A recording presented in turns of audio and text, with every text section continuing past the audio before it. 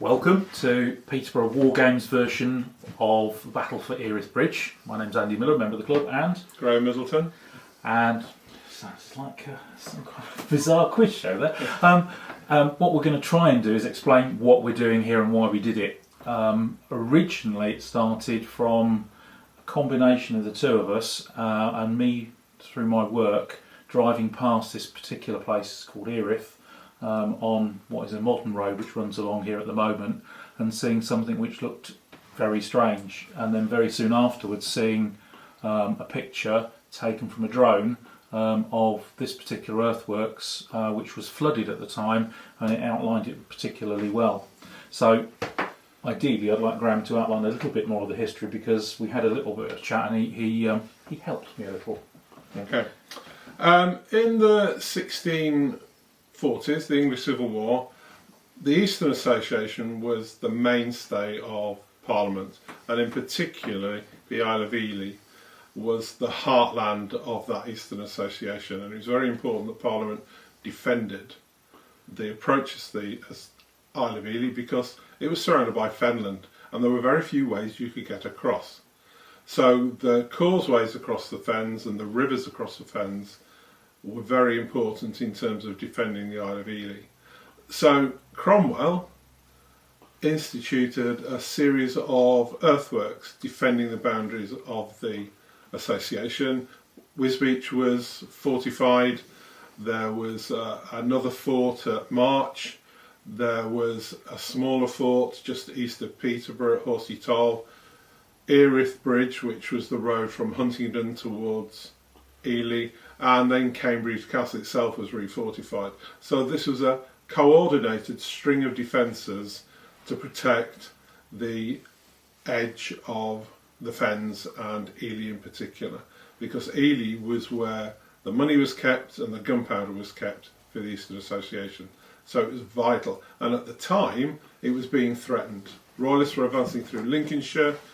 The Crowland had risen for the king, King's Lynn was under siege, and there were threats coming from further south through Bedford, Aylesbury, that direction, from Oxford, and also from Newark and the Royalists there. So the Eastern Association could, in theory, have been under attack from all directions.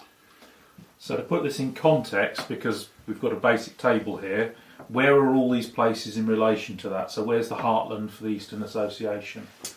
Ely's over in that direction. Yeah. King's Lynn and Wisbech are that direction. And the Wash. Huntingdon's this way. Cambridge is down there. So this is actually central to that whole string of defences, and marks two river crossings and a major road, causeway, to Ely. And so it's vital that something was there to defend these crossing points, because they were the choke points. If you could hold the crossings over the rivers that were crossed by the causeways, you couldn't get to Ely. And it was very important that you stopped the river traffic and defended the roads. So this is where my little bit of limited knowledge comes in. With this particular area, Fenland is basically that way all the way out to the Wash, some sort of 20 miles away. And you were talking about not being able to cross that particular area, so it was at a sort of choke point at here. In terms of this particular earthwork, my research said that it was around 1643 that it was built. I mean, you've got some thoughts on that? Well, in May of 1644, there were royalist disturbances actually on the Isle of Ely. They were put down pretty swiftly with troops brought up from Cambridge. Most of the association army was away fighting in the north, leading up to the Battle of Marston Moor. So effectively, the only thing stopping the royalists getting to Ely were these defences, which would have been defended by local train bands and militia. In July 1644, Parliament issued an ordinance for putting the associated counties into a position of defence. And so it may well be that that was what got these built, although it's probably they were built the year before because of Crowland and King's Lynn. So the historical record doesn't actually know, and we've not got any absolute definite. We do know the names of the engineers who built Earith, though. There was Richard Clamp, who was also involved later on in the siege works at Newark.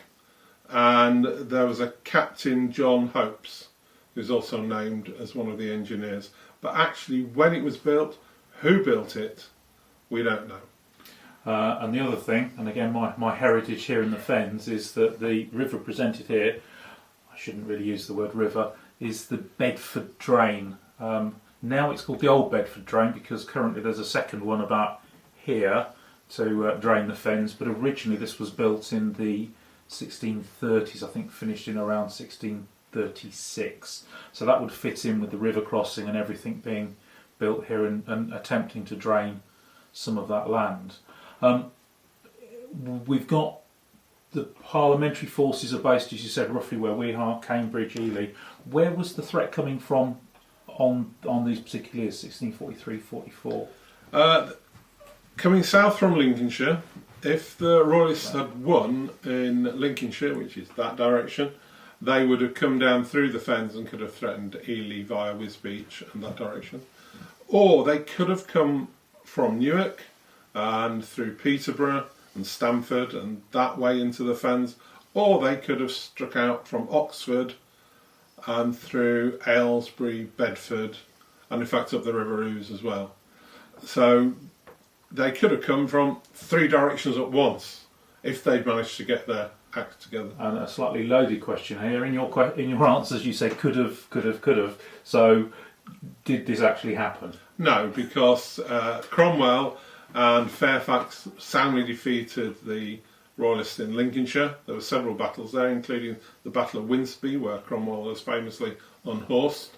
Newark was put under siege, and Bedford was seized for Parliament. So all the kind of holes were stopped up in some way. So in our discussion, we were saying it's a complete what if. Yeah. But the agreement was there would probably be an army coming from the north towards, or a skirmish group, and possibly one coming through Huntingdon from that area. So this is an entirely plausible scenario of what might have happened if things had gone the Royalists' way instead of Parliament's. And to skip forward a little, we also decided on some of the victory conditions were for the Royalists to achieve what? The aim of the Royalists was to, if they could, to seize the fort, either by force or trickery, and also to control the two bridges. And if they couldn't control the bridges, they could at least destroy them, which would bottle up the Eastern Association into the Isle of Ely, so that they couldn't send any further reinforcements to their own army. So the bridge near Earith is the one over the Bedford Drain, and then we've got the one in the corner which would have been over the Ouse. Okay, so in terms of what ifs, do we know the strength of the forces, or we decided on a skirmish game, didn't we? Yeah, I mean, this is ideally suited for the kind of raiding parties. It wouldn't necessarily have been a whole army that would have done this. It would have been a raiding force coming along to try and strike while they could, catch the parliamentarian forces by surprise, hoping that in fact there may even not have been any troops in the fort at all, if they were lucky. But Parliament had been alerted, they had garrisoned it with local militia and with local troops who'd been taken maybe from Cambridge. These could have been not from the local area, but these could have been troops from Cambridge or the Isle or even Norfolk or Suffolk. That fitted in with some of our club's particular like for the Osprey series of games, and in particular, slight plug but unashamed, Pikeman's Lament as a set of rules, which is basically skirmish, which we've in many ways stretched for this game. Well, this is what you might call skirmish plus sized, in terms of there's 2 or 3 forces on the table. We've amended the rules, which we'll talk about later, and it is a big game as far as Pikeman's Lament is concerned, but it's still manageable using the rules with a few in-house amendments to make it work for this size of game. So, summary, pivotal place, 2 bridges, large fort, with the parliamentarians holding it, and the Royalists on a skirmish attack to create some havoc while their main forces did something else elsewhere. Yeah. Brilliant.